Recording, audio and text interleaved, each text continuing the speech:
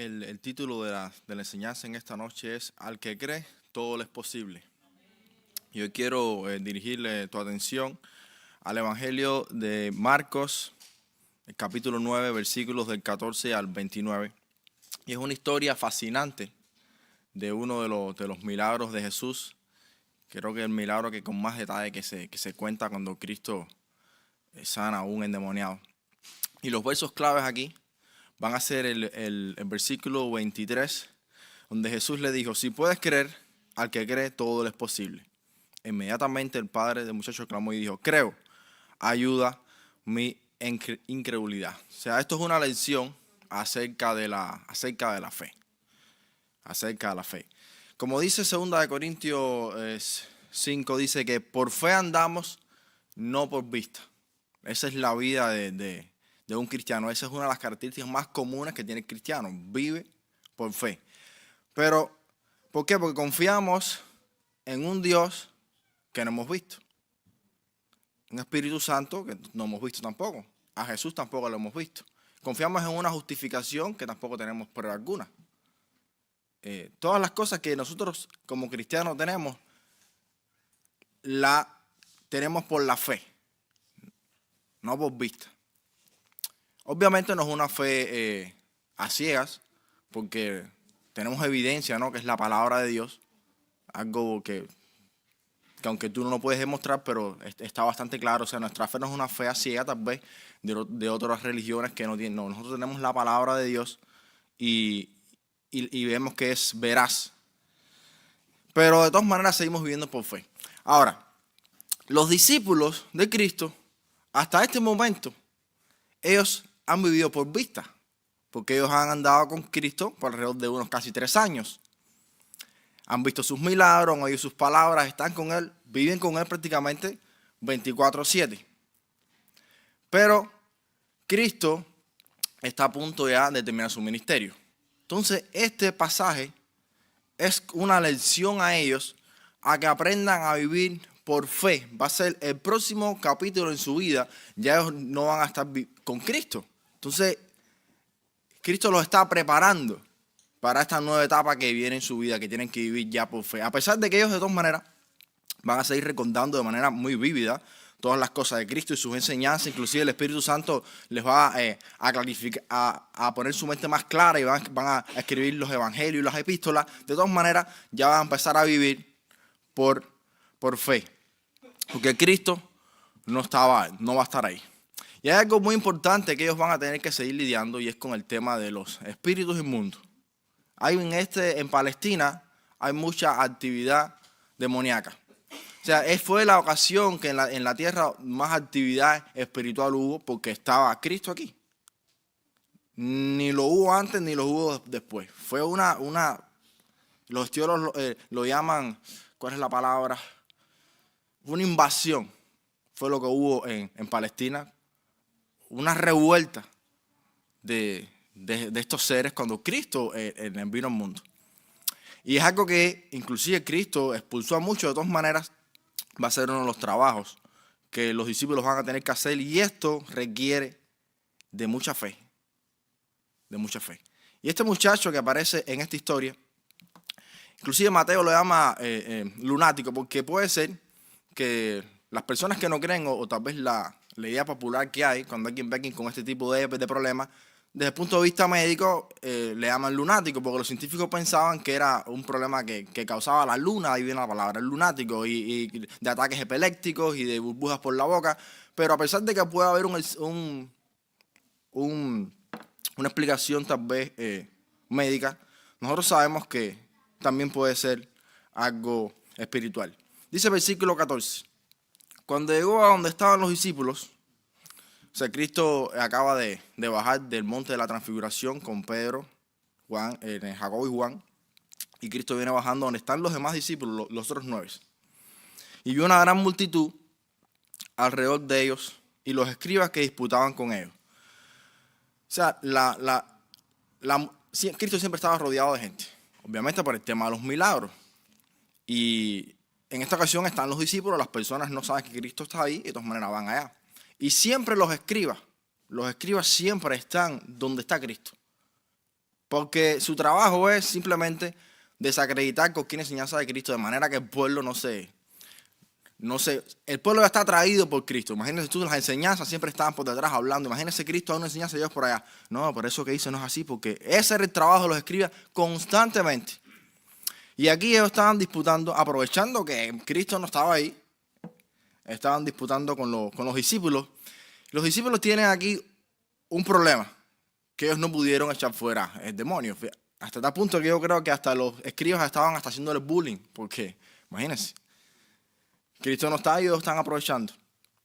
Cuando Cristo llega, dice que enseguida, versículo 15, toda la gente viéndole se asombró y corriendo a él le saludaron. La reacción de la gente obviamente es de entusiasmo. Este es el que opera los milagros y Cristo llegó. Pero también obviamente porque hay muchos creyentes ahí y los discípulos están en una situación difícil.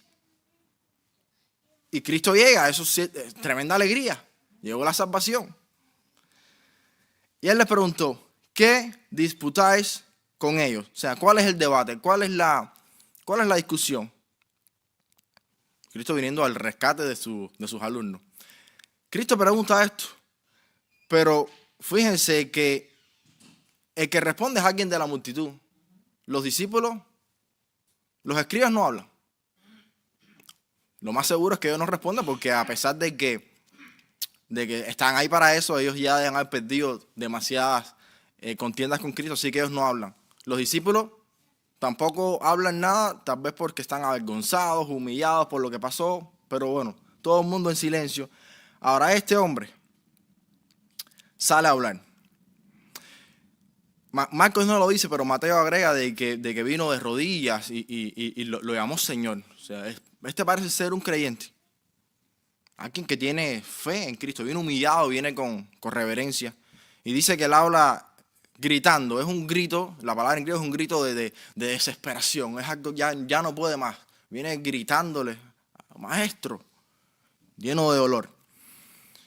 Dícele este hombre, respondiendo a uno de la multitud, dijo, maestro, traje a ti mi hijo, que tiene un espíritu mudo, el cual, donde quiera que lo toma, le sacude y echa espumarajos y cruje los dientes y se va secando y dije a tus discípulos que lo echaran fuera y no pudieron. Este hombre trae a su hijo pensando que Cristo está ahí. Cristo no está y bueno, le hace la petición a los discípulos que echen fuera el demonio. Los demonios son criaturas realmente bastante despreciables y llegan a los seres humanos y causan todo este tipo de estragos en la mente porque es que se meten a la fuerza. El cuerpo humano, Dios lo creó para ser templo del Espíritu Santo. No para albergar este tipo de seres espirituales que entran a la fuerza y te cambian y toman control sobre ti. Y esto es lo que está pasando con este muchacho. Dice que lo tiene sordo. Esto no tiene nada que ver con ningún problema físico ni nada. Puede ser que ya el muchacho tenga de tantos golpes que le ha dado y en la cabeza, las concusiones que ha tenido, puede ser que esté un poco afectado, pero no es ningún problema de salud que tiene. Es una posesión lo que está pasando con este muchacho. Daño cerebral o no, pero es algo espiritual. Dice Lucas inclusive que cuando toma control, dice que grita a grandes voces y se vuelve violento y lo sacude por todos lados. Estropeándoles a duras penas, se aparta de él. Qué situación más difícil esta, ¿verdad? Qué tristeza. Algo que no está al control de la persona. Es terrible. Y el cerebro no entiende qué es lo que pasa y convulsiones y demás. Pero no es un lunático por algo biológico, sino porque un ángel caído está lidiando con él. Ahora, los demonios siempre desde la caída del hombre han existido en la tierra. En estos tiempos modernos, obviamente, usted a veces no oye de esto porque ellos realmente se cuidan de hacer cosas públicas y las cosas que hacen, ellos no quieren que nadie los descubra. Pero no es un secreto para el cristiano que esto sucede constantemente. Y ahora usted se pregunta, ¿pero por qué Dios deja que esto pase? De todas maneras, las cosas que ellos hacen si están bajo la permisión de Dios. Porque si Dios simplemente los dejara hacer a ellos y a Satanás lo que ellos quisieran, hace rato que ellos hubieran eliminado a toda la raza humana. Porque eso es lo que quieren hacer ellos constantemente, daño. Ellos quieren matar al hombre. Entonces ellos sí operan en este mundo, pero bajo restricciones divinas. Hay un ejemplo de ello. Dice en Job, desde el principio, un día acudieron a presentarse delante de Jehová los hijos de Dios. Y entre ellos, ¿quién vino? Satanás. Y dijo Jehová a Satanás, ¿de dónde vienes? Mira la respuesta de Satanás. De rodear la tierra y andar por ella. ¿Qué ustedes se piensan que estaba haciendo él, dando vueltas admirando la creación de Dios o algo? No. Él lo que estaba era buscando qué mal poder hacer. Ese es un trabajo constante. ¿Qué maldad, cuánto daño puedo hacer yo a las criaturas de Dios? Eso es lo que está en su mente todo el tiempo. Cristo le dice, ¿no te has fijado en mi siervo Job? Pues por supuesto. No hay otro como él en la tierra, varón perfecto y recto, temeroso de Dios y apartado del mal. Él le responde, ¿acaso teme Job a Dios de balde? ¿No le has rodeado de tu protección a él y a su casa? Pero dice, déjame hacer de las mías. Eso es lo que le hace él. Déjame tocarlo, quítale esa protección para que veas cómo te blasfemia. Ese es lo que hace Satanás constantemente. Trabajar bajo los límites de Dios, pero intentando siempre hacer mal. Dice que a este muchacho inclusive muchas veces lo he intentado tirar al fuego y al agua. O sea, se ha pasado todo este tiempo queriendo quitarle la vida a este muchacho. No ha pasado porque Dios no lo ha permitido. Ahora, los discípulos fallan en esta tarea y no lo pueden echar fuera. Y es raro porque esto es en el capítulo 6, pero 3 capítulos anteriores, este es el capítulo 9, en el capítulo 6, se dice que ya Jesús le había dado a ellos autoridad para echar fuera demonios. Y los había mandado inclusive. Y dice el verso 13 que los discípulos echaban fuera muchos demonios y sanaban a los enfermos. Entonces es un poco raro que ahora de repente ellos tengan problemas. Cristo dice que el problema aquí es la fe. Y dice, porque son una generación incrédula. Aquí lo que está pasando es que hay falta de fe. Fíjense, cuando Cristo dice esto, generación incrédula, inclusive Lucas le agrega, y perversa. ¿Hasta cuándo he de estar con vosotros? ¿Hasta cuándo os he de soportar? Estas palabras aquí no se pueden minimizar. Aquí Cristo está teniendo un enojo, una ira santa, porque es que no es posible. Ya Él les dio poder para esto. Llevan años viendo sus milagros. ¿Y cómo es que ellos han fallado en su misión por falta de fe? Imagínese usted, yo como persona, si yo me paso la vida entera intentando tener un buen prestigio, que la gente confíe en mí, ser alguien, tú sabes, de confiar, y que de repente una persona me diga algo o se exprese de una manera que ya muestre desconfianza, eso molesta. Imagínese a Dios en la carne, sus propios discípulos desconfiando. Entonces esta frase de aquí, generación incrédula, es de que no puede creerlo. ¿Hasta cuándo he de estar con vosotros? ¿Hasta cuándo os he de soportar? No confían en mí, son hombres de poca fe, y se lo dije en varias ocasiones, hombres de poca fe. Que así somos todos en muchas ocasiones de nuestra vida, porque lamentablemente esa es nuestra carne. Dice, tráenmelo, versículo 20, dice, y se lo trajeron. Y cuando el Espíritu vio a Jesús, Jesús ya ve al Espíritu inmundo, y el Espíritu inmundo también vio a Cristo. Cuando lo vio, dice que lo sacudió con violencia al muchacho, quien cayendo en tierra se revolcaba echando espumarajo. Es terrible. Tal vez un último intento, ¿no? Porque ya sabe lo que va a pasar. Un último intento de acabar con este muchacho. Ahora miren esto. Todo esto está ocurriendo. Este muchacho está en el piso dando vueltas, revolcándose espumarajo. Pero Cristo empieza una conversación y le preguntó al Padre, ¿cuánto tiempo hace que le sucede esto? ¿Cómo es posible que en este momento tan tenso, no? De repente Cristo se pone a hablar porque a veces yo digo, ¿qué tendrá que ver? Primero que nada, Cristo sí sabe la respuesta a eso. Él no está preguntando porque necesita información. Y de todas maneras, ¿qué tendrá que ver? Si lleva un año, un mes, 5 años, ¿será que tal vez si ya 10 años ya no se puede? ¿O qué está pasando aquí? Lo único que a mí se me ocurre pensar es que este diálogo que Cristo hace simplemente como simpatía por el hombre, mostrando compasión, de interés por el problema, para que el Padre hable y se exprese, ¿no? Y tener este momento. Porque fíjense, Cristo se pasó toda la vida sanando enfermos. En Palestina, todos los enfermos que se acercaron a Cristo, ahí no quedó nadie enfermo. Fue algo, y Cristo realmente no vino a eso. Él vino a hacer la tarea de salvar al mundo. Pero sin embargo, tanta es la compasión de Dios por el ser humano que no se cansaba de sanar. Y es lo que está pasando aquí. Esto simplemente muestra que Dios es un Dios compasivo, preocupándose personalmente por este padre y por su hijo. Dice, ¿cuánto tiempo hace que le sucede esto? Él le dijo desde niño. O sea, toda la vida llevan esta familia lidiando con este problema terrible. Toda la vida. No se sabe específicamente por qué será. La gente siempre tiende a pensar que es por pecado. Pero no siempre es así. De hecho, hay el ejemplo de los discípulos anteriormente con el ciego. Con el hombre que nació ciego, los discípulos dijeron, Rabí, ¿quién pecó para que naciese ciego? ¿Él o sus padres? Dice, no, ni él ni sus padres, sino para que las obras de Dios se manifiesten en él. Y ciertamente, aunque aquí no lo dice, una de las razones por las cuales Dios permitió que este demonio estuviera en este muchacho es también para la gloria de Dios. También para la gloria de Dios, porque el demonio lo quiere matar, pero simplemente nunca lo logra. Hasta este tiempo que Cristo, fíjense que lo quería tirar siempre para el fuego, para el agua, de donde quiera. Ahí había fuego en todos lados. La vida de ese padre debe haber sido un estrés terrible, porque ellos lo calentaban todo con fuego, cocinaban todo con fuego. Ahí había fuentes de aguas en todos los lados, porque es como se bañaban para tomar, para refrescarse.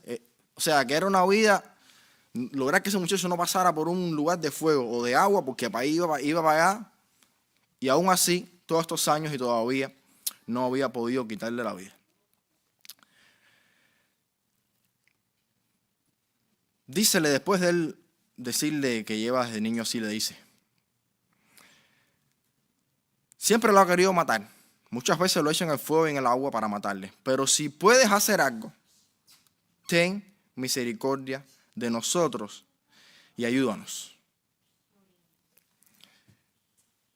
Este hombre ya a Cristo hablarle personalmente, ya él ve que Cristo siente cierta simpatía por él, ¿ve? Y sabe que Cristo lo quiere sanar, que está interesado en su problema. Y por eso él le dice, bueno, yo sé que tú quieres. Ahora, el problema está, si puedes hacer algo, ayúdanos. La duda que tiene este padre no es si lo quiere hacer, sino si puede. En el capítulo 1 de Marcos, cuando Jesús sana al leproso, es completamente distinto lo que dice este leproso. El leproso le dice a Cristo cuando viene de rodillas, dice, si quieres, puedes limpiarme. O sea, aquí el leproso sí sabe que puede. El problema está en si Cristo quiere o no. Y Cristo le dice, y Jesús teniendo misericordia le dijo, sí, yo quiero ser limpio. La fe de este leproso es como la que tenemos nosotros. Nosotros normalmente, casi todos los cristianos, saben que Dios puede hacer todo. El problema que tenemos nosotros es si Dios lo va a querer hacer.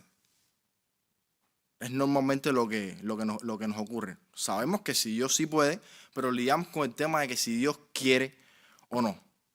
Hay muchas personas que se han acercado a mí inclusive a decirme, no, yo me considero una persona de fe.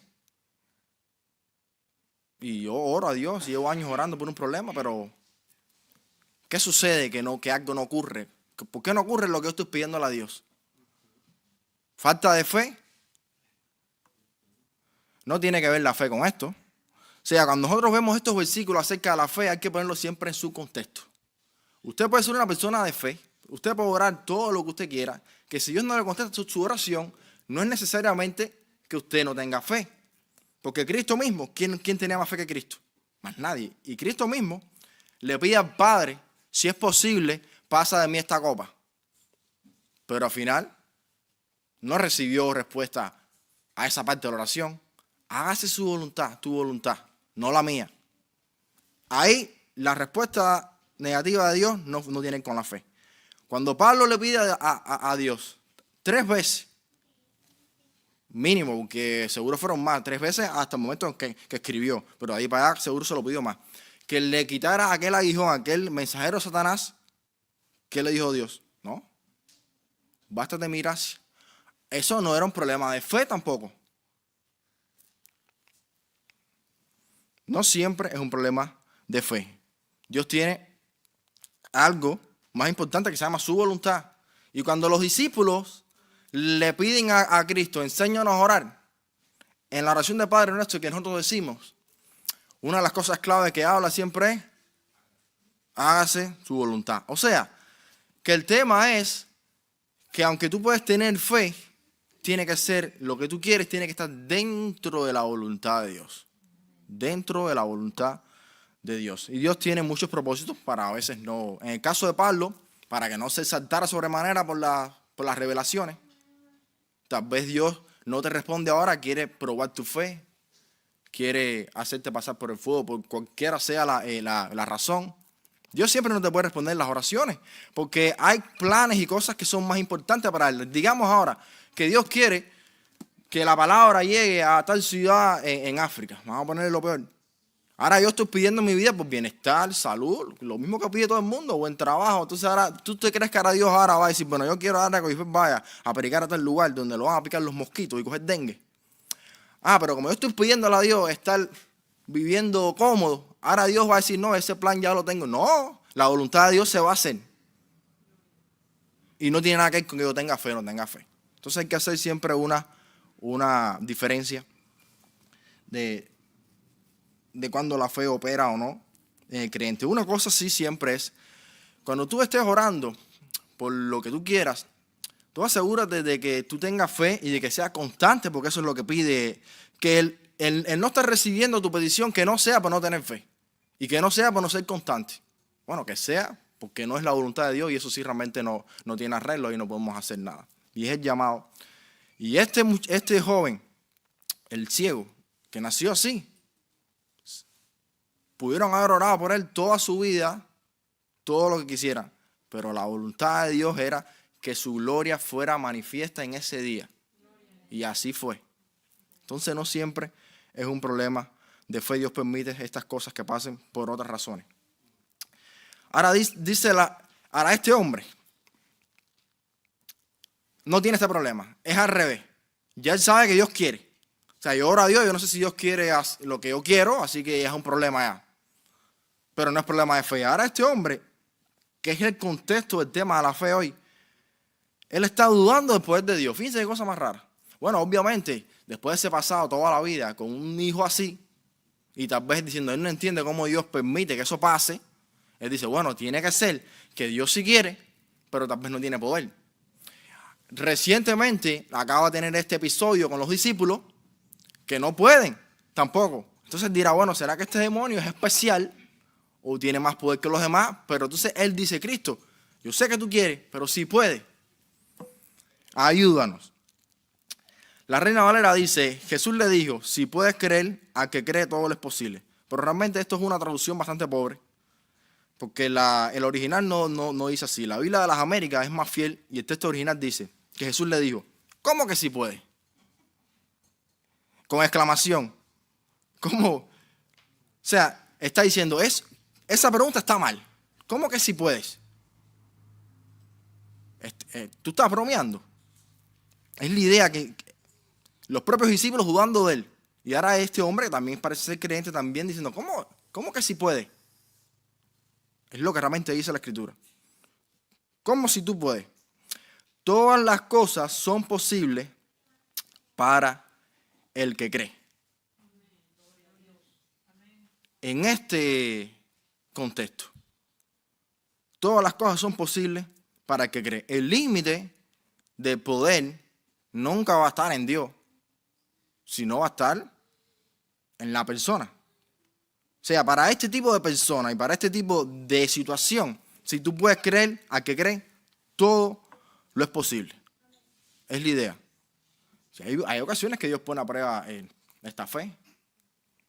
Y sí depende de ti, sí depende de tú tener fe o no. En este caso los discípulos no echaron fuera al demonio porque ellos no tenían la fe. Ese era el problema que estaba ocurriendo aquí. Ese era el problema que estaba ocurriendo aquí. Porque Cristo en muchas otras ocasiones sanó a mucha gente sin tener fe ninguna. En muchas ocasiones Cristo sanó gente que ni siquiera lo pidieron y sin tener fe. Pero en este preciso momento, lo que se está tratando Cristo es con los discípulos una enseñanza acerca de la fe.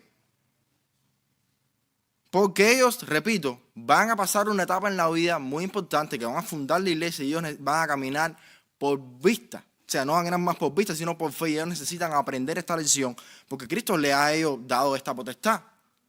Pero para acceder a este poder que Dios le ha dado, tienen que tener fe obligado.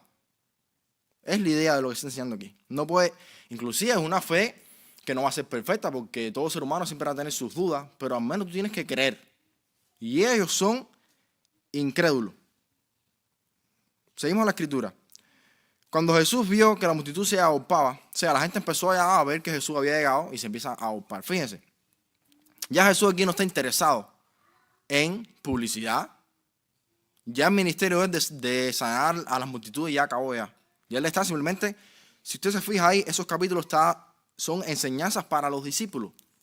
Al ver que la multitud se agolpaba, él no está preocupado porque por la apretazón, él está acostumbrado a eso. Dice que él se apresura y reprendió al espíritu impuro diciendo: espíritu mudo y sordo, yo te mando que salga de él y no entres más en él. O sea, quitando la posibilidad esta de que venga con 7 más. No, sal de él y no entres más en él. Entonces el espíritu, clamando y sacudiéndolo con violencia, salió. Ellos siempre, parece que los espíritus siempre hacen lo mismo, porque en capítulo 1, con otro endemoniado fue igual. Salen, lo sacuden con violencia, espumas, y gritan siempre. Y dice que quedó como muerto. De modo que muchos decían: está muerto. El último azote, la última convulsión que le dio, que lo dejó ahí, el pobre que desmayado. Estaba dado por muerto. Pero Jesús, tomándole de la mano, lo enderezó y se levantó. Y Lucas agrega que se lo devolvió a su padre. Entonces, ¿cuál es la enseñanza aquí? Esta es la historia, pero ¿cuál es la enseñanza que Cristo tiene para sus discípulos? Dice el versículo 28, cuando él entró en casa, sus discípulos le preguntaron aparte: ¿por qué nosotros no pudimos echarlo fuera? Esto quiere decir que ellos lo intentaron. Ellos lo intentaron. Antes lo habían hecho sin ningún tipo de problema. A muchos. Y él les dijo: este género con nada puede salir, sino con ayuno y oración. La palabra aquí género es genos, es tipo, esta familia, este tipo de ser, este grupo, esta categoría. Hay algunos que piensan que se refiere a que hay categorías, ¿no?, en ese de espíritus inmundos, unos más fuertes que otros. Puede ser. Pero lo que yo creo que se refiere es que este tipo de seres, estos seres espirituales, estos ángeles caídos, este tipo de cosas requiere oración. Marcos no dice ayuno, pero Mateo sí dice ayuno. Aquí agregaron ayuno. Oración y ayuno. O sea, la idea es, los discípulos ya ellos habían expulsado demonios. Tal vez ellos pensaron que el poder residía en ellos. Y dice que ellos, cuando aquí se lo intentaron, eso es como algo humano. Ellos hicieron un intento, ellos pensaron que era con sus propias habilidades tal vez, y no pudieron. Ya ellos parece que se les subió un poco lo que le hubiera pasado a Pablo, y no, nosotros andamos que demonios, eso no se nos resiste. Ellos pensaron que eran ellos. Y Cristo, aunque puede honrar la palabra de ellos cuando están empezando los demonios, Él quiere que ellos entiendan que así no funciona. El poder no está nunca en ti. El poder está en Dios. Siempre es por la fe. Uno accede a estos recursos, a estos poderes, por la fe. Y es lo que ellos tienen que aprender. Todo siempre es bajo la voluntad y el poder de Dios. Y la oración, por eso la oración siempre es la puerta. Cuando usted ora, usted está reconociendo que es Dios que lo va a hacer. Entonces, este tipo de cosas requiere preparación, requiere ayuno y requiere oración. Porque fíjense, todas estas cosas del mundo espiritual, siempre es Dios el que las hace. Ni siquiera, digamos, que predicar el evangelio. Usted a veces se imagina que ahora, porque yo predico un mensaje con palabras elocuentes y con tremenda habilidad y que atraiga a la gente, que eso no tiene ningún efecto.